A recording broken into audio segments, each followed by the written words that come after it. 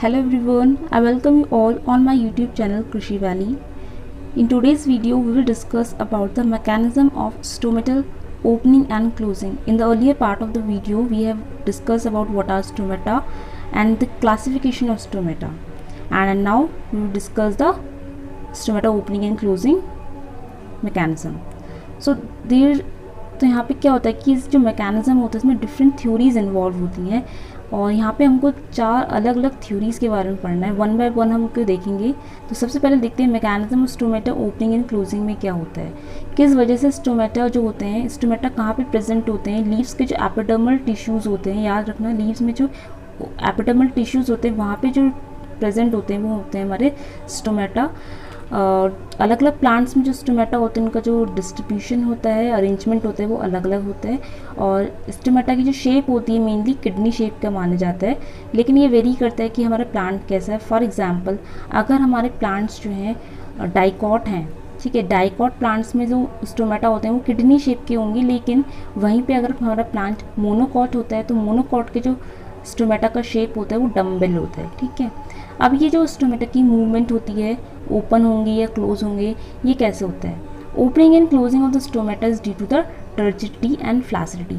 अगर स्टोमेटा में टर्जिडिटी है यानी टर्जिड होंगे तो वो होंगे हमारे ओपन, उस टाइम पे स्टोमेटा ओपन होंगे। वहीं पे अगर स्टोमेटा में फ्लैसिडिटी है, फ्लैसिडिटी का मतलब कि वो क्या होंगे, वो होंगे क्लोज। तो ये डिफरेंस होता है कि स्टोमेटा ओपनिंग और क्लोज में क्या अंतर होता है। तो अगर कोई स्टोमेटा टर्जिड है तो ओपन होगा, फ्लैसिड है तो वो क्लोज होगा। इसका मतलब कि जो स्टोमेटा की मूवमेंट होती है वो बेसिकली उसके टर्गर प्रेशर पे निर्भर करती है। अगर किसी भी स्टोमेटा में टर्गर प्रेशर बिल्डअप हो जाता है, टर्गर प्रेशर बढ़ जाएगा तो गार्ड सेल्स क्या करते हैं, टर्गर प्रेशर के बढ़ने से गार्ड सेल्स क्या करेंगे, ओपन हो जाएंगे, स्टोमेटा जो है ओपन कहलाएगा। यानी ऐसे वाली जो कंडीशन होती है स्टोमेटा की ओपन कंडीशन वो हो जाएगी। इसका मतलब कि जो गार्ड सेल्स हैं फूले हुए हैं, फूल क्यों गए हैं, स्वेलिंग क्यों आ गई है, क्योंकि टीपी जो है टर्गर प्रेशर इंक्रीज हो गया है। वहीं पे अगर इसका जस्ट अपोजिट डिस्कस करना है कि अगर टर्गर प्रेशर कम हो गया है तो टर्गर प्रेशर कम होने की वजह से क्या होगा, टर्गर प्रेशर डिक्रीज हो जाएगा तो स्टोमेटा फ्लैसिड हो जाएंगे, यानी वो क्लोज शेप में आ जाएंगे, यानी स्टोमेटा कुछ ऐसे दिखाई देंगे। ये क्लोज वाली कंडीशन होगी। तो ये जो टोटली जो चीज़ें डिपेंड कर रही हैं स्टोमेटा की ओपनिंग और क्लोजिंग की, उसके टर्गर प्रेशर पे निर्भर करती हैं। तो अब यहाँ पे हमको जो डिफरेंट थ्योरीज पढ़नी है, starting with the first one that is photosynthetic production in the guard cell. ये हमको जो पहली थ्योरी है बहुत सिंपल थ्योरी है, ये दी थी वॉन मोल ने 1856 में।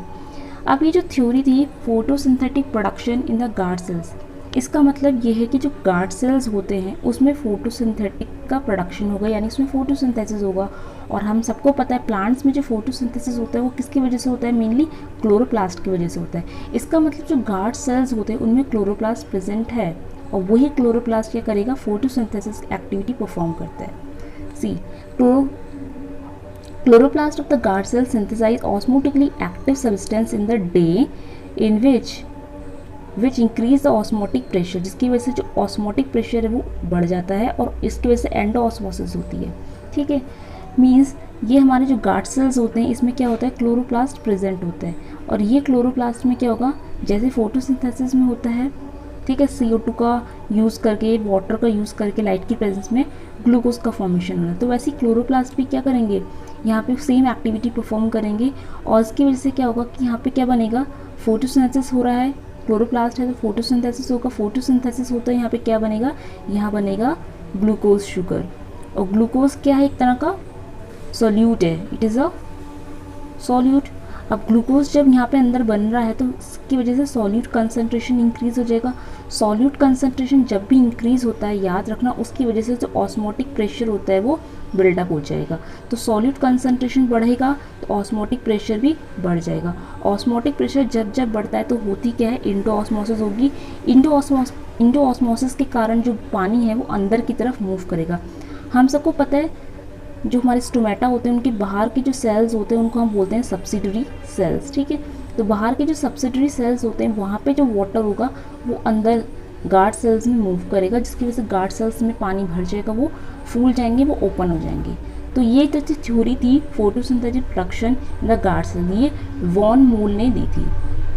तो इनके हिसाब से जो कंडीशंस होती हैं, डे टाइम में क्या होता है, नाइट टाइम में क्या होता है। दिन के समय में क्या होता है कि जो कंसंट्रेशन होता है शुगर का वो इंक्रीज़ होता रहता है। शुगर मतलब कि ग्लूकोज, ठीक है। तो दिन के टाइम पे ग्लूकोज बढ़ता रहता है, जिसकी वजह से जो डीपीडी है, diffusion pressure deficient guard cells का, वो बढ़ जाएगा। पानी जो है गार्ड सेल के अंदर एंटर करेगा by the process of osmosis, और टीपी जो है गार्ड सेल्स का बढ़ जाएगा, और स्टोमेटा जो है ओपन होने वाली कंडीशन दिखाई देगी। यानी दिन के टाइम पे स्टोमेटा इस तरह से ओपन होते हैं। नाइट की बात करें, रात के समय पे जस्ट इसका रिवर्स हो जाएगा। तो जितनी भी प्रोसेस होती हैं, ये जो हमने पढ़े हैं स्टेप्स, इन सब का रिवर्स हो जाएगा, और नाइट के टाइम पे स्टोमेटा जो है वो क्लोज्ड हो जाती हैं। लेकिन इस थ्योरी को भी क्या करा, एक्सेप्ट नहीं करा गया because of some reason. First is increase in the CO2 concentration leaves in bright light cause partial closure of stomata.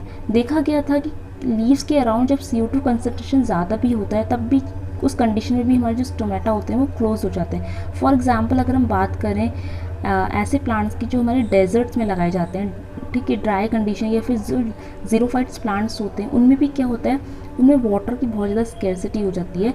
पानी को बचाने के लिए ऐसे प्लांट्स क्या करते हैं, दिन के टाइम पे भी अपने स्टोमेटा को बंद कर लेते हैं। तो यही इसका एक पॉइंट रहा था, कॉन्ट्रडिक्टरी पॉइंट रहा था। दूसरा जो इसका कॉन्ट्रडिक्टरी पॉइंट रहा था, that is chloroplast of the guard cells are either total incapable of photosynthesis and can have only feasible photosynthesis. हम सबको पता है प्लांट्स में जो मेन फोटोसिंथेसिस होता है वो क्लोरोप्लास्ट करते हैं, जो कि पत्तों के मेसोफिल सेल्स में पाए जाते हैं। लेकिन ये जो गार्ड सेल्स का क्लोरोप्लास्ट है, ये फोटोसिंथेसिस परफॉर्म करता तो है, लेकिन ये फिजिबल होता है। इतना ज़्यादा फोटोसिंथेसिस यहाँ से परफॉर्म नहीं होता कि उसकी वजह से ओपनिंग और क्लोजिंग स्टोमेटा की डिफाइन कर सके। तो ये 2 पॉइंट्स ही जो थे ये काफ़ी थे इस जो थ्योरी थी इसको कॉन्ट्रडिक्ट करने के लिए। इसलिए जो दूसरी थ्योरी आई आगे चल के, that is the starch sugar hypothesis. Starch sugar hypothesis की जो थ्योरी थी, उसमें सबसे पहले जो लियोट थे, उन्होंने 1908 में एक चीज़ ऑब्जर्व करी प्लांट्स के अंदर। उन्होंने देखा कि प्लांट्स के जो स्टोमेटा होते हैं उनमें क्या होता है, स्टार्च प्रेजेंट होता है, ठीक है, स्टार्च जो है प्रेजेंट होता है।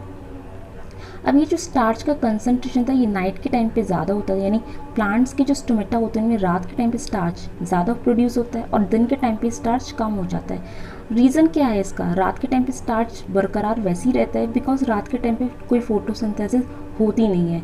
दिन के टाइम पे ये स्टार्च जो है कन्वर्ट हो जाता है ग्लूकोज में, इसीलिए कहा गया है कि दिन के टाइम पे स्टार्च कम हो जाता है क्योंकि वो ग्लूकोज में कन्वर्ट हो जाता है।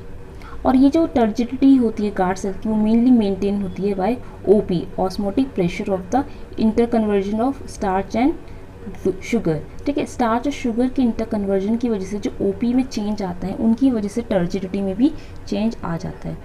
स्कार्थ 1932 इन्होंने क्या करा था, इन्होंने जो सायर्स हाइपोथेसिस थी स्टार्च शुगर इंटरकन्वर्जन को लेकर, उस चीज़ को उन्होंने सपोर्ट करा।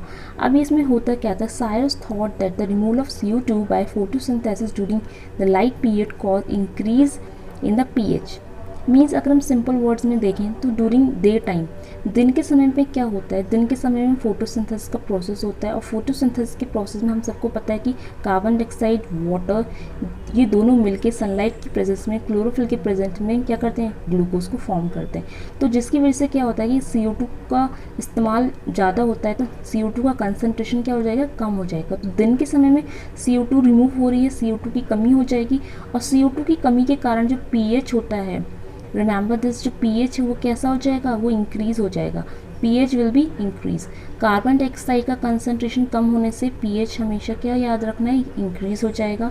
आफ्टर दैट रिएक्शन की अगर बात करें तो यहाँ पे क्या होता है, रिएक्शन में जो स्टार्च होगा वो शुगर में कन्वर्ट हो जाएगा बाय द एंजाइम फॉस्फोराइलेज। ये एंजाइम बहुत ही इंपॉर्टेंट है। स्टार्च क्या करते हैं, शुगर में कन्वर्ट करना चाहेगा। शुगर कौन सी शुगर, ग्लूकोज वाली शुगर, ठीक है। और ये सब करने के लिए उसको एंजाइम चाहिए फॉस्फोराइलेज। तो दिन के समय में ये सारी एक्टिविटी प्लांट्स में चल रही होती है। जबकि अगर हम बात करें नाइट की, रात के समय में जस्ट इसका रिवर्स कर देना है। रात के समय में क्या होगा, CO2 जो है प्लांट के अंदर पाई जाती है, ठीक है। अब क्योंकि फोटोसिंथेसिस होगा नहीं, फोटोसिंथेसिस नहीं होगा तो CO2 का कंसंट्रेशन क्या होगा प्लांट्स में, रात के समय बढ़ जाएगा। ये हम बात करें नाइट की, ठीक है। रात के समय में क्या होगा, CO2 कंसंट्रेशन इंक्रीज हो गया। CO2 कंसनट्रेशन जब इंक्रीज़ हो जाता है तो ध्यान रखना प्लांट्स में पानी तो पाया जाता है, ठीक है, प्लांट्स के अंदर होता है पानी। अब ये कार्बन डाइऑक्साइड और पानी मिल के क्या करेंगे, रिएक्शन करेंगे। जब कार्बन डाइऑक्साइड गैस पानी के संग मिल जाती है तो एक एसिड बना देती है, that is called carbonic acid. वो कार्बोनिक एसिड क्या करेगा, मीडियम को एसिडिक करेगा। और हम सबको पता है जब कोई भी चीज़ एसिडिक होगा उसका pH क्या होगा, उसका pH 7 से कम हो जाएगा। यानी यहाँ पे pH क्या हो जाएगा, एसिडिक pH का मतलब है कि pH जो है 7 से कम होगा, यानी pH कम की रेंज में आ जाएगा।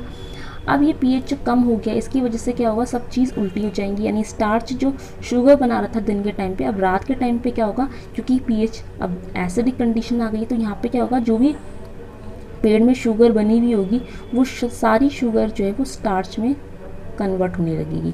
जस्ट उल्टी रिएक्शन यहाँ पे होने लगेगी ड्यूरिंग नाइट टाइम। ये थी स्टार्च शुगर हाइपोथेसिस, ठीक है। लेकिन हुआ क्या कि इस थ्योरी को भी ज़्यादा एक्सेप्टेंस नहीं मिली। इसके बाद एक स्टीवर्ट थे 1964 में। स्टीवर्ट ने क्या करा, स्टीवर्ट ने भी एक रिएक्शन बताई कि जो ओपी होता है गार्ड सेल्स का, ठीक है, OP of the guard cells would not be affected appreciably unless the glucose 1-फॉस्फेट, ठीक है। मतलब यहाँ पे क्या होता है कि इनऑर्गेनिक फॉस्फेट में भी कन्वर्जन होता है, यानी यहाँ पे ग्लूकोज और इनऑर्गेनिक फॉस्फेट जनरेट होता है। यानी ये जो कंडीशन थी ग्लूकोज 1-फॉस्फेट की, इसमें फॉस्फेटेज एंजाइम एक्ट करके उसको कन्वर्ट करता है ग्लूकोज और फॉस्फेट में। यानी जो डायरेक्ट स्टार्च है वो सीधा ग्लूकोज 1-फॉस्फेट में कन्वर्ट होके ही काम नहीं चलता यहाँ पे। यानी हम कह सकते हैं कि अगर जो ग्लूकोज 1-फॉस्फेट है वही कंसनट्रेशन को इंक्रीज़ कर रहा है सॉल्यूट की कंसनट्रेशन को, तो ऐसा नहीं है। स्टीवर्ट ने आगे चल के डिस्क्राइब करा कि ये जो ग्लूकोज 1-फॉस्फेट है ये भी आपस में बाद में आगे फॉस्फेटेज एंजाइम के साथ ग्लूकोज और इनऑर्गेनिक फॉस्फेट फॉर्म करता है। लेकिन इस थ्योरी को भी इतना ज़्यादा सक्सेस नहीं मिला क्योंकि इसके कुछ ड्रॉबैक्स रहे थे। इसके ड्रॉबैक्स रहे थे ये, how does a change in CO2 raise the pH from 4.5 to 7। यानी यहाँ पे जो CO2 का कंसनट्रेशन का जो रिलेशन था pH पे वो लोगों को उस टाइम पे समझ नहीं आया था। At the time of opening and of stomata or disappearing of starch sugar is never seen in the guard cells. Starch is always changed into organic acids. यहाँ पे जो starch का conversion था sugar में it is not clear because starch जो होता है वो हमेशा organic acids में ही convert होता है. Then in monocot starch is not formed in all the guard cells. Monocots plants जितने भी होते हैं उनमें ज़रूरी नहीं कि सारा का सारा जो starch है वो guard cells में ही पाया जाता है, ठीक है। तो उनके गार्ड सेल्स में जो होता है स्टार्च में भी एब्सेंट भी हो सकता है। फॉर एग्जांपल अनियन एक मोनोकॉट प्लांट है लेकिन यहाँ पे जो स्टार्च होता है वो गार्ड सेल्स में नहीं पाया जाता। तो इन थ्योरीज जो थी ये वाली इसको भी जो था डिस्कार्ड कर दिया गया। अब यहाँ पे दो चीज़ देखनी है हमको, इल्यूमिनेटेड गार्ड सेल्स और dark guard sales. Illuminated guard cells का मतलब है कि during day time guard cells में क्या चेंज आते हैं, और डार्क कंडीशन क्या मतलब है कि यहाँ पे हम बात करेंगे नाइट आवर्स की, ये रात के समय में गार्ड सेल्स में क्या चेंज आते हैं। तो दिन के समय में इल्यूमिनेटेड का मतलब जब लाइट प्रेजेंट होती है तो उस टाइम पे क्या होता है कि respiratory CO2 in the intercellular space is use up in the mesophylls in the photosynthesis. यानी दिन के समय में फोटोसिंथेसिस होता है तो सारी की सारी जो CO2 है वो यूज्ड अप हो जाएगी, कुछ भी नहीं बचेगा। लेकिन रात के टाइम पे कोई फोटोसिंथेसिस नहीं है तो CO2 क्या करेगी, वो एक्यूमुलेट होती रहेगी जो भी इंटरसेलुलर स्पेस है वहाँ पे। दिन के समय में हमने देखा कि दिन के समय में कोई कार्बोनिक एसिड नहीं बन रहा है तो pH क्या होगा, वो बढ़ता रहेगा, यानी एल्कलीन pH होगा, बेसिक pH होगा। लेकिन रात के समय में क्या होगा, कार्बन डाइऑक्साइड का कोई इस्तेमाल नहीं हो रहा, कार्बन डाइऑक्साइड पानी के संग रिएक्ट करके कार्बोनिक एसिड बनाएगी और एसिडिक कंडीशन में pH क्या होगा, नीचे ही गिर जाएगा, फॉल हो जाएगा। Third is the decrease in the acidity favours the hydrolysis of starch into sugar. दिन के टाइम पे स्टार्च से शुगर में कन्वर्जन हो जाता है, लेकिन रात के टाइम पे क्या होगा, रात के टाइम पे उल्टा होगा, शुगर स्टार्च में कन्वर्ट हो रही होगी। दैन दिन के टाइम में OP of the cell of the guard cells increase. दिन के टाइम पे OP इंक्रीज होगा, ऑस्मोटिक प्रेशर इंक्रीज होगा जिसकी वजह से एंडोऑस्मोसिस होगी और गार्ड सेल्स फूल जाएंगे, ओपन हो जाएंगे। लेकिन डार्क गार्ड सेल्स में OP डिक्रीज हो जाता है। Then water enters into the guard cells, TP increase और वॉल्यूम इंक्रीज, और यहाँ पे जो स्टोमेटा होंगे वो हमारे ओपन होंगे, इस तरह से दिखाई देंगे। ये कंडीशन होगी डे टाइम की। रात के टाइम पे जो पानी है वो जस्ट यहाँ पे क्या करेगा, बाहर निकलेगा, TP और वॉल्यूम उसका डिक्रीज हो जाएगा तो ये फ्लैसिड हो जाएंगे इस तरह से। ये वाली कंडीशन होगी नाइट वाली। तो ये था difference between illuminated and dark guard sales. अब हमारी नेक्स्ट थ्योरी हमको पढ़नी है, दैट इज़ 2 थ्योरी और रह गई हैं। पहली थर्ड है हमारी एक्टिव पोटेशियम मैकेनिज्म, ठीक है। According to Imamura, Yashita, Fischer and Hsiao, there is a direct correlation between stomata movement and potassium concentration of the guard cells। ये 3 साइंटिस्ट हैं, इन्होंने अलग अलग रिसर्च करी थी और उन्होंने ये चीज़ फाइंड करा कि जो स्टोमेटा की मूवमेंट होती है वो पोटेशियम आयंस के कंसनट्रेशन के बहुत ज़्यादा कोरिलेट करेगी। उसके बाद एक साइंटिस्ट आए रस्चिकी ने 1975 में भी यही बात को थोड़ा सा कंटिन्यू करते हुए बोला कि कुछ कंडीशंस होती हैं प्लांट्स में, 5 कंडीशंस होंगी जो स्टोमेटा की ओपनिंग और क्लोजिंग को अफेक्ट करती हैं। फर्स्ट है disappearance of starch from the guard cells. हम सबको पता है स्टार्च किस तरह से भी गार्ड सेल्स में शुगर में कन्वर्ट हो रहा था, ठीक है। Then production of organic acids like malic acids, ठीक है। एक्चुअल में होता क्या है, जो गार्ड सेल्स में जो स्टार्च होता है वो फर्स्ट कन्वर्ट हो जाएगा मैलिक एसिड में। स्टार्च हमेशा ऑर्गेनिक एसिड्स में कन्वर्ट होगा, तो वो कौन सा ऑर्गेनिक एसिड में है, वो है malic acid. Then excretion of H positive from the guard cells. Plants में जो गार्ड सेल्स होते हैं वहाँ से H पॉजिटिव का एक्सक्रीशन होगा, इसको बोलेंगे ई फ्लक्स। इसको हमने नाम दिया है, इसको बोलेंगे efflux. Uptake of potassium ions in the vacuoles of the guard cell. Guard cell का जो वैक्यूल होता है वहाँ भी पोटेशियम आयंस का अपटेक होगा, इसको हम बोलेंगे इनफ्लक्स, क्योंकि वो अंदर जा रहा है तो उसको हमने नाम दिया influx. Then chloride ion also go to the vacuoles. Chloride ion इसलिए जाते हैं ताकि वो एक न्यूट्रलिटी को मेंटेन रखने का काम कर सकें।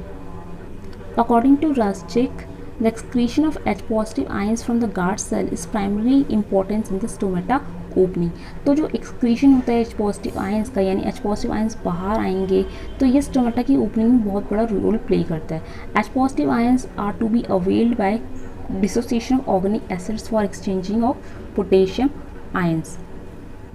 Now we discuss the thing in simplified form. Imagine this is a stomata. Stomata में क्या होता है कि यहाँ पे जितना भी इसके जो वैक्यूल्स होते हैं, इनके वैक्यूल्स होते हैं, suppose this is vacuole, stomata में वैक्यूल्स पाए जाते हैं, ठीक है। अब यहाँ पे वैक्यूल में ऑलरेडी क्या होता है, पोटेशियम आयंस प्रेजेंट होते हैं, पोटेशियम आयन यहाँ पे पहले से प्रेजेंट होंगे। और बाहर क्या होते हैं, यहाँ पे सब्सिडरी सेल्स होते हैं, स्टोमेटा के अराउंड ये सब्सिडरी सेल्स लगे होते हैं। सब्सिडरी सेल्स क्या करते हैं, बेसिकली हेल्पिंग नेचर के होते हैं, ये स्टोमेटा की ओपनिंग और क्लोजिंग को हेल्प करते हैं। तो स्टोमेटा के जो वैक्यूल्स होते हैं वहाँ पे ऑलरेडी पोटेशियम आयन प्रेजेंट रहते हैं। और होता क्या है कि स्टोमेटा के अंदर जितना भी स्टार्च होता है वो कन्वर्ट हो जाएगा मैलिक एसिड में, वो मैलिक एसिड में कन्वर्ट हो जाता है, ठीक है। कैसे होता है, इसमें एक्चुअली क्या होता है कि जो हाइड्रोजन होता है, ठीक है, यानी डूरिंग द डे टाइम, अगर हम बात करें डे टाइम की, दिन के समय में क्या होता है, तो डूरिंग द डे टाइम के टाइम पे जो हाइड्रोजन होते हैं वो क्या होता है, वो बाहर आएगा, ठीक है। स्टोमेटा के जो गार्ड सेल्स होते हैं वो हाइड्रोजन को बाहर छोड़ेंगे सब्सिडरी सेल्स में, और जो पोटेशियम होते हैं, ये पोटेशियम आयंस जो होंगे वो गार्ड सेल्स के अंदर मूव करेंगे ड्यूरिंग द डे, जिसकी वजह से क्या होगा, गार्ड सेल्स के अंदर पोटेशियम पहुंच जाएगा और पोटेशियम आयन कंसनट्रेशन इतनी बढ़ जाएगी कि वहाँ पे जो ओपी होता है वो इंक्रीज़ हो जाएगा। ओपी यानी कि जो ऑस्मोटिक प्रेशर है वो बढ़ जाएगा। ऑस्मोटिक प्रेशर बढ़ने के कारण क्या होगी, वहाँ पे एंडो ऑस्मोसिस होगी और स्टोमेटा जो होते हैं वो ओपन हो जाते हैं। तो इस कंडीशन को हम बोलेंगे डे कंडीशन, जब स्टोमेटा ओपन होते हैं। बट ड्यूरिंग नाइट, रात के टाइम पे क्या होता है, रात के टाइम पे एब्सिसिक एसिड एक्टिव होता है, यानी रात के टाइम पे प्लांट हार्मोन होता है एब्सिसिक एसिड ABA, ये क्या करेगा, ये रिवर्स रिएक्शन कराएगा। यानी इमेजिन दिस इज स्टोमेटा और ये इसके जो सब्सिडरी सेल्स हैं बाहर, ठीक है। अब जहाँ पे सब्सिडरी सेल्स में हाइड्रोजन था, ये हाइड्रोजन अंदर एंटर कर देगा और जितना ही पोटेशियम वो बाहर आ जाएगा। इसकी वजह से क्या होगा कि अंदर हाइड्रोजन आयंस पहुँच जाएंगे, एसिडिक कंडीशन हो जाएगी, ठीक है। और इसकी वजह से जो गार्ड सेल्स है इसमें एक्सोस्मोसिस होगी, पानी सारा इसका सारा जो है बाहर आ जाएगा और ये जो है स्टोमेटा क्लोज हो जाएंगे, फ्लैसिड हो जाएंगे। ये कंडीशन होगी due to the abscisic acid at the night hours, यानी रात के टाइम पे, नाइट टाइम में ये कंडीशन होती है। नेक्स्ट थ्योरी है proton transport concept. Proton transport concept में दो थ्योरीज आ जाती हैं, दो कॉन्सेप्ट यहाँ पे समझने होंगे, photo active opening and scoto active opening. Photo active opening जो होती है वो नॉर्मली प्लांट्स में होती है। फोटो एक्टिव ओपनिंग इसमें क्या होता है कि जो ये दी थी लीविट ने 1974 में। The proton transport concept of photo active stomata opening was proposed by Levitt. मतलब कि फोटो एक्टिव का मतलब है कि जब लाइट प्रेजेंट होती है उस टाइम पे जो स्टोमेटा की ओपनिंग और क्लोजिंग होती है नॉर्मली वो पोटेशियम की वजह से होती है। It is due to potassium transport, और पोटेशियम के ट्रांसपोर्टेशन की वजह से जो पीएच में चेंज आता है, ये दो फिनोमेना बहुत ज़्यादा रिस्पॉन्सिबल होते हैं फोटो एक्टिव ओपनिंग के लिए। इसमें सिंपल होता है, अभी जो हमने डिस्कस करा, पोटेशियम और हाइड्रोजन का पंप क्रिएट होता है। पोटेशियम हाइड्रोजन पंप का मतलब कि पोटेशियम का कंसनट्रेशन किडनी जो गार्ड सेल्स हैं वहाँ पे ज़्यादा होगा या सब्सिडरी सेल्स में, इस तरह से ये वर्क करता है। इसके बाद जो थ्योरी आती है वो आती है स्कोटो एक्टिव ओपनिंग की। ये इंपॉर्टेंट है, scoto active opening. Scoto active opening की जो थ्योरी है दो लोगों ने दी थी, पलाश और एहरल ने दी थी। ये बेसिकली जो स्कोटो एक्टिव ओपनिंग थ्योरी है डील करती है सकुलेंट प्लांट्स के साथ। तो सकुलेंट प्लांट्स कौन होते हैं? सकुलेंट प्लांट्स का एग्जांपल लाइक जैसे कैम्प प्लांट्स, ठीक है, जो हमारे कैम्प प्लांट्स होते हैं, क्रेसुलेरियन एसिड मेटाबॉलिज्म प्लांट्स जो होते हैं, फॉर एग्जांपल कैक्टस हो गए, एलोवेरा हो गया, ठीक है, एलोवेरा हो गया, और जितने भी ऑर्नामेंटल हॉर्टिकल्चर प्लांट्स होते हैं ये सब हमारे सकुलेंट्स में आते हैं, जो ड्राई एरियाज़ में लगाया जाता है। और इनमें क्या होता है कि ऑटोमेटिकली इनमें वाटर को स्टोर करने की मैकेनिज्म डेवलप रहता है। तो जितने भी सकुलेंट प्लांट्स होते हैं उनके जो स्टोमेटा होते हैं कि बहुत ही स्पेशलिटी ये है कि इनके स्टोमेटा रात के टाइम पे ओपन होंगे, दिन के टाइम पे इनके स्टोमेटा क्लोज होते हैं। तो स्टोमेटा ओपन होंगे इनके ड्यूरिंग नाइट। अब इनमें क्या होता है, इनिशियली जब जैसे अंधेरा होने लगता है तो उनके स्टोमेटा इनिशियली टाइम में तो क्लोज रहते हैं, और उस टाइम पे इनमें ऑक्सीजन की डेफिशिएंसी हो जाती है। क्या हो जाएगी? इनमें ऑक्सीजन की डेफिशिएंसी हो जाएगी। ऑक्सीजन कम होने के कारण इनकी जो माइटोकॉन्ड्रिया की एक्टिविटी है वो रिड्यूस हो जाएगी, जिसकी वजह से रात के टाइम पे जब स्टोमेटा ओपन होंगे, मतलब उस टाइम जब इनिशियली जब क्लोज होंगे उस टाइम की बात हो रही है, जब स्टोमेटा इनिशियली क्या है, क्लोज हैं। स्टोमेटा क्लोज होते हैं तो इनिशियली लेवल पे ऑक्सीजन की कमी होने के कारण माइटोकॉन्ड्रिया एक्टिविटी अच्छी नहीं होगी, और रिस्पायरेशन जो होगा, जब स्टोमेटा बंद होते हैं तो रिस्पायरेशन जो होगा वो एनारोबिक होगा, क्योंकि ऑक्सीजन की कमी हो गई है। तो एनारोबिक रिस्पायरेशन होगा। एनारोबिक रिस्पायरेशन के कारण क्या होगा कि जो ऑक्सीजन की कमी है और जो हाइड्रोजन आयंस होते हैं, जो हाइड्रोजन आयन का कंसंट्रेशन है वो अब सेल्स में इंक्रीज़ नहीं कर पाएगा। यानी जो सेल का साइटोप्लाज्म होता है, एग्जाम्पल जो स्टोमेटा का गार्ड सेल्स है, ठीक है, वहाँ पर जो साइटोप्लाज्म होता है, साइटोप्लाज्म में H पॉजिटिव का आयन का कंसंट्रेशन अब बढ़ नहीं पाएगा, क्योंकि बिकॉज माइटोकॉन्ड्रिया इसके लिए रिस्पॉन्सिबल था, क्योंकि जो हाइड्रोजन की मूवमेंट हो रही थी इसके लिए ATP रिस्पॉन्सिबल था, ATP जनरेट हो रहा था माइटोकॉन्ड्रिया वाला, ठीक है। अब माइटोकॉन्ड्रिया की एक्टिविटी भी स्लो डाउन हो गई तो ATP प्रोड्यूस नहीं होगा, तो H पॉजिटिव आयंस का जो मूवमेंट है वो साइटोप्लाज्म में नहीं हो पाएगा, जिसकी वजह से साइटोप्लाज्म का जो pH होगा, pH इंक्रीज़ कर जाएगा। साइटोप्लाज्म का pH जो है इंक्रीज़ करेगा, यानी वो एल्कलीन हो जाएगा, ठीक है। इस कारण क्या होगा, वहाँ पे अब क्या बनेगा, साइटोप्लाज्म में पैप बनेगा, ठीक है। यहाँ पे लिखा भी है, here this raise the pH of the cytoplasm and large amount of PAP is produced। PAP का मतलब होता है फॉस्फोइनोल पायरुविक एसिड। अब ये जो फॉस्फोइनोल पायरुविक एसिड है प्रोड्यूस होगा, और ये बाद में क्या हो जाएगा, कन्वर्ट हो जाएगा ऑर्गेनिक एसिड्स में, यानी कार्बोक्सिलिक में, ठीक है। तो यहाँ पे बना पैप, और पैप कन्वर्ट हो गया ऑर्गेनिक एसिड्स में, और ये ऑर्गेनिक एसिड फर्दर कन्वर्ट हो जाएंगे पोटेशियम पंप्स को मेंटेन करने के लिए, यानी it is follow by potassium absorption. ये जो है ये पोटेशियम एब्जॉर्प्शन के संग डील करेंगे। तो ये था स्कोटो एक्टिव स्टोमेटा की ओपनिंग के बारे में, यानी इसमें से मेन याद रखना है कि ये कैम्प प्लांट्स या सकुलेंट प्लांट्स में डील करती है। और ये जनरली इसमें क्या बताया गया कि जब इनिशियली स्टोमेटा बंद होने वाले होते हैं उस टाइम पे जो कंडीशन बनती है ऑक्सीजन डेफिशिएंसी की, एनारोबिक रिस्पायरेशन की, उस टाइम पे किस तरह से pH बढ़ने से पैप कन्वर्ट होता है ऑर्गेनिक एसिड्स में, और वो रेगुलेट करता है पोटेशियम के एब्जॉर्प्शन को।